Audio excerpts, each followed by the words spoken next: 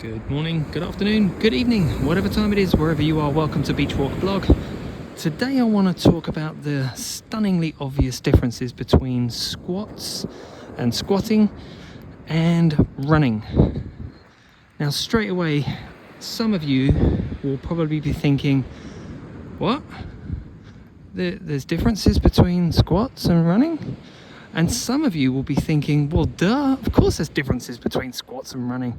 So there's two distinct camps on this. And really both opposite ends of the spectrum. Some people think that, oh yeah, squats are strength training for running. And other people just go, well, how can that be strength training for running? They're completely different. So I want to make it really, really obvious that squats and doing squatting movements are not training you for running in the slightest. They're completely different. And just start off by the obvious first part of the movement, which is that in a squat, the position is you have your feet wide. In most squats this is, you have your feet wide, you have your toes pointing outwards, and you have both feet on the ground. Now in running, you have either one foot on the ground, the other foot on the ground, or no feet on the ground. And when that foot, or whichever foot is on the ground, it's pretty much right underneath you, as far as left to right midline of your body. Now of course, when we look at it from the side, it starts off in front of you and it finishes off behind you. So your center of mass starts off behind your foot, goes over your foot, and then finishes off way in front of your foot. So just from a very simplistic kinematic view, kinematic being what we see, the differences between squatting and running are just so incredibly obvious. Now the second thing that happens when we do a squat, is the force, the load is vertical. Alright, we have our feet wide because we want to keep our center of mass stable in the middle of the feet. We point the toes out because it gives us more stability. But of course that doesn't happen and shouldn't really happen when you run. Just look at how close my feet are to the midline when I'm walking right now. Right? See how close they are? That doesn't happen when you squat. It happens when you run and when you walk. So the force is vertical.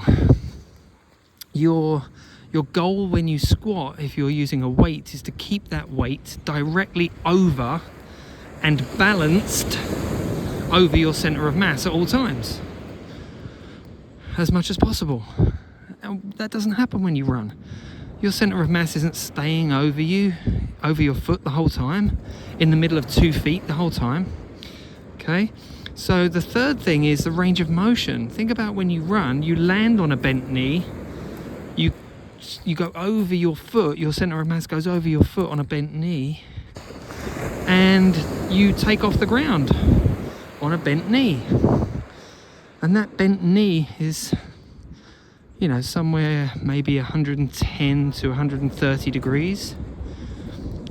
It should be, you should be looking at your femur at something like a 45 degree angle to the ground, something like that. Maybe a little bit more straight than 45 degrees. But it should be bent. So it's never bent more than that, and it's never straightened fully. So think about where the maximum load is, or the maximum force, or should I say maximum torque is in a squat. It's right at the bottom of the squat. Right? It's when the joint angles are at 90-90. That's when torque is at the highest.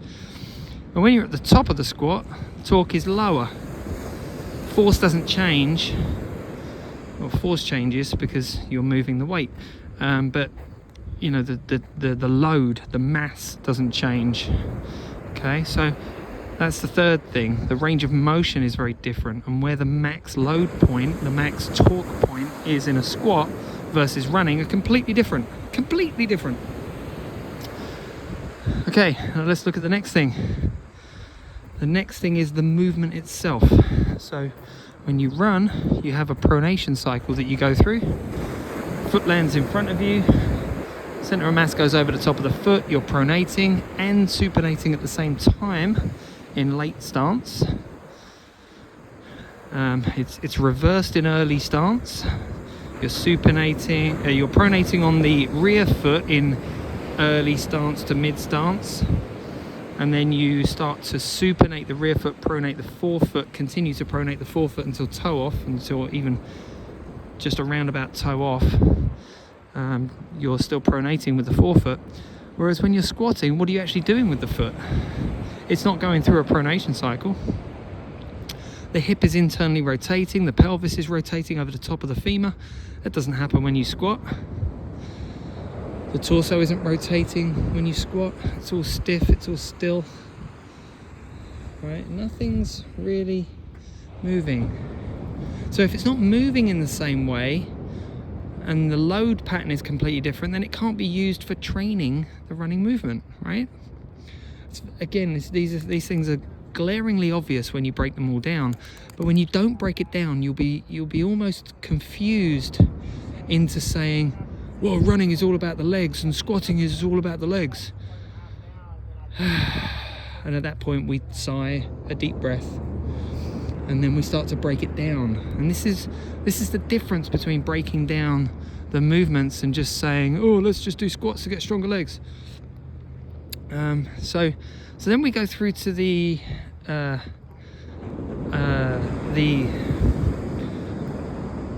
we've done range of motion, we've done force direction, we've done movement. Now we're going to talk about speed. Okay, so when you land in running, you will be generating a lot of force. Your mass is accelerating. Your muscles contract really fast. They also relax really quickly as well. So they contract really quickly, they relax really quickly, and that happens on repeat on a cycle. That's why it's called the gait cycle. So it happens really quickly. Now when you're squatting, that doesn't happen. You're under load the whole time. There's no time where your muscles are not contracting. Where either when you're on the way down or the way up, it's the same muscles contracting. They're just contracting eccentrically on the way down and concentrically on the way up, but it's the same muscles. It's not different muscles. So that's one of the issues. The contraction mode of the muscle.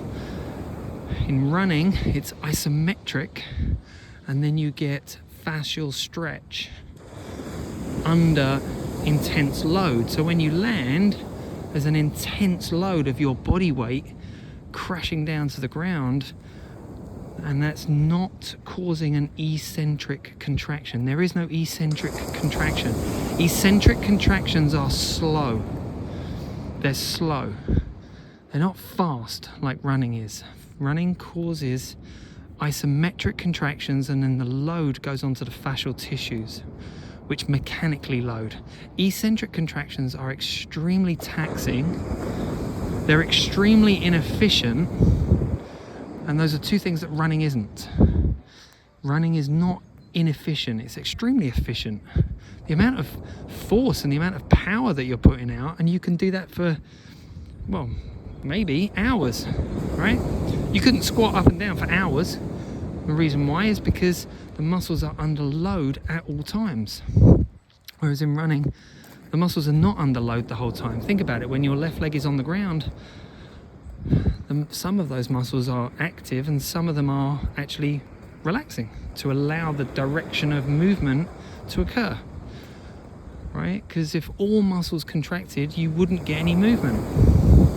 But of course, we do get movement. We get a direction of movement. So some of the muscles are contracting and some are relaxing. Now then think about it when the other leg is off the ground.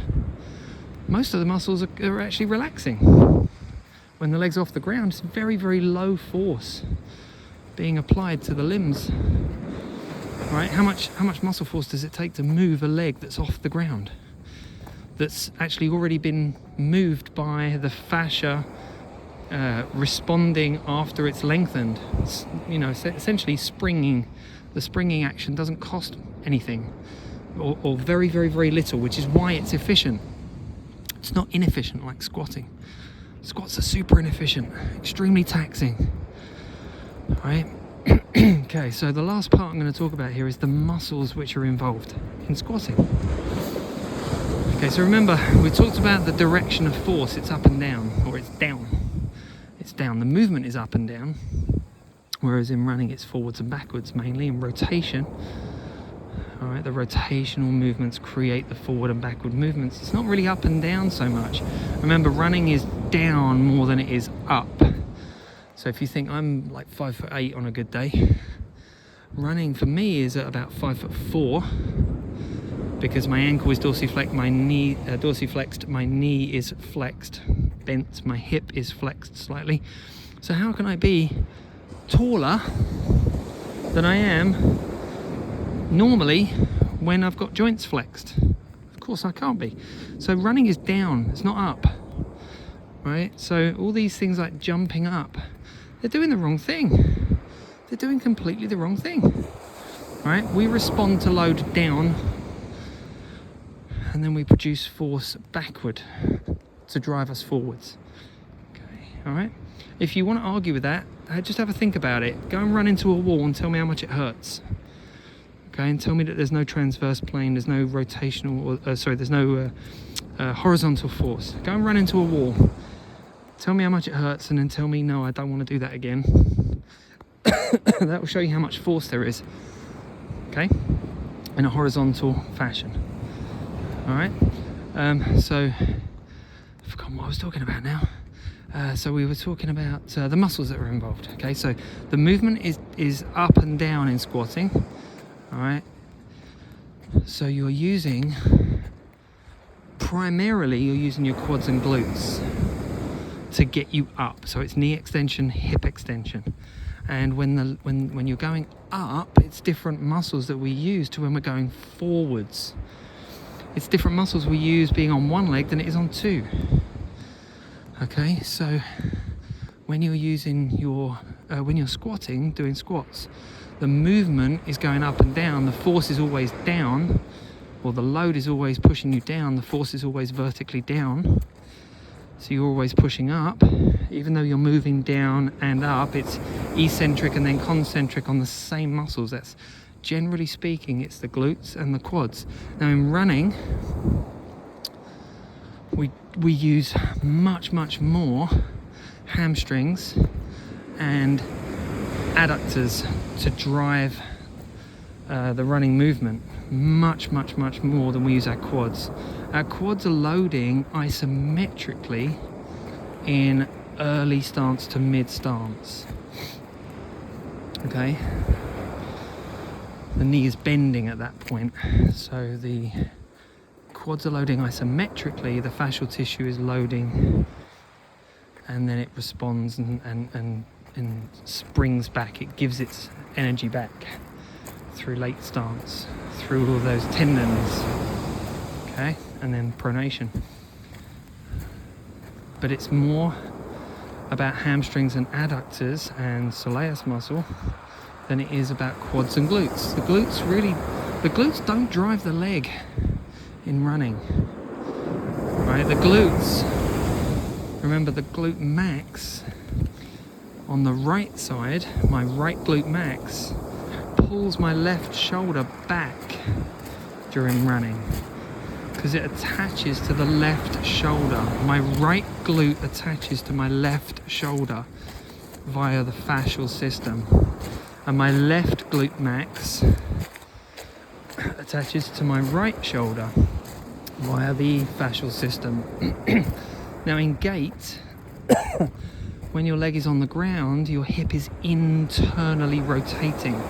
Your glute max is an external rotator of the hip. So if the hip is internally rotating, then we know this, we absolutely fundamentally know this, that if the hip is internally rotating, the glute max cannot be doing that job. It fundamentally can't be doing that job. Now there is a range of motion where the glute max is an internal rotator, but it's above 90 degrees of hip flexion, and you never get to that position when you run. Okay, so the glute max is not controlling the leg. It's not concentrically controlling the leg. All right, it's isometrically, or it's loading, and what it's going to be doing is it's going to be pulling the opposing shoulder backwards. So when my right foot hits the ground, okay, my left shoulder is in front. And then when my right leg goes back, my left shoulder goes back. That is what my glute max does. Now it doesn't require much force to pull my left shoulder back, right? Just stand there and do this movement with your shoulders. Right? It doesn't take much effort to do that. So think about that. Now we already know from EMG analysis, that's analysis of how much force muscles produce in a movement. And we already know from analysis of this that the glute max really doesn't produce that much force during the gait cycle, during running. It doesn't, because it doesn't have to do very much. Now in squatting, it does a ton of work in squatting, because it's a different movement. Now we know this, physios know this, physical therapists know this. They know this, they absolutely know this. I'm saying that they know this. They do. Big compliment. They do, they know this. So if that's the case, why are we still getting told that we need super strong glutes? It doesn't make any sense, right? The running action does not require strong glutes. And the crazy thing is that we see this demonstrated, literally demonstrated by endurance runners, by kids, by young kids as young as 12, running faster than most adults could ever dream of. They don't have strong glutes. They don't have strong glutes. Now, if you're somebody who's an Olympic squatter, an Olympic level power lifter, weightlifter, right? Then yeah, of course you need strong glutes, because the squat movement requires it. It absolutely requires super strong glutes, right? Because that's the movement. That's the movement that you're asking to produce with a ton of weight on it. Literally, in some cases, an actual ton of weight in the squatting movement. But that's not running, that's not endurance running, right? And like I said, we absolutely know this. We know it. Physical therapists know it. Physiotherapists know it. Personal trainers probably don't, because it's not in their wheelhouse of knowledge. But as someone who's training and coaching at runners, injured runners, I know this. And all the physical therapists out there know it as well. And anyone who's studied gait knows this. And yet we're still giving that advice to strengthen glutes, and, or silly things that people are saying. Your glutes are weak and inactive, or your glutes are switched off, or your glutes are inhibited. No, they're not. No, they're not. And again, I'll refer back to that research, that gait research, that shows how much force the glute max produces in gait. It's not that much. It's very little. It's very little amount of force. So we don't need super strong, mega strong, crazy strong glutes for running. We just don't. Okay, now squatting, as I said, is a whole different story, because it's a completely different movement. Okay? Alright? You have to understand these things. You have to understand these things. You also have to accept these things to understand them. First thing is accepting. Second thing is learning to understand it. Okay, so remember, running and squatting are completely different movements. The load is different, the muscles that we use are different, the way we use them is different, the range of motion is different, the force vector, the direction of force is different, the stability pattern You know, running is on one leg or no legs. The speed is different. Where the load is different. Everything is different. There is not a single thing. There's not a single thing the same between running and squatting. Even if you want to squat on one leg, it's still not the same, and the research has proven this time and time and time again. Gait does not improve. Running performance does not improve. Running does not improve by strengthening your glutes. It doesn't improve by doing squats. Okay, because it just doesn't work that way. It's not how it works. Different movement. And this is why the sling method is all about training the specific movements that we use in the running movement. Because remember, running is multiple movements that create one gross pattern. Okay, it's multiple movements: foot, ankle, knee, hip, pelvis, spine, shoulders. It's multiple movements that make up one gross movement pattern, right? So we train all of the individual movements and we put it all together, right? And that's why it's so effective, because we're training the running movement by training the running movement. We're training running by training the movement of running, because strength is specific to the movement. Okay, because if it wasn't, if strength wasn't specific to the movement, then you would have no different movements. You wouldn't, you'd try and run and you'd end up hopping like a kangaroo, or you'd try and run and you'd end up down in a squat, right? The movement itself is different. So the strength is specific. And the research all shows this, that, you know, just simply by doing a movement that focuses on one muscle does not make you better at a gross pattern that involves that muscle. Because if you're not training it in a specific way where there is ultimate carryover to that other movement, then it won't work. Right, which is why when people are doing all these hip external rotation movements like a clamshell or a fire hydrant, it doesn't transfer over into gait, because it's the wrong movement. You're training the wrong muscle in the wrong place at the wrong time. It doesn't work that way. We don't move that way when we run. So it can't transfer. It absolutely can't transfer. All right, running is not about the glutes. Okay, it's absolutely not. Or the movement of the leg, should I say, is not about the glutes in gait. It is when you're squatting. It is when you are squatting, but that's not running, okay? So the fundamental thing that we have to understand is that squatting isn't running, running isn't squatting. If squatting made me better at running, then running would make me better at squatting. And it doesn't. It doesn't. If one makes you better at the other must make you better at the other. If A makes me better at B, B must make me better at A. Because there must be carryover between the two.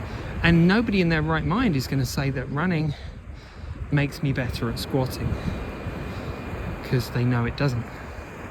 So if A improves B, then by default B must improve A, right?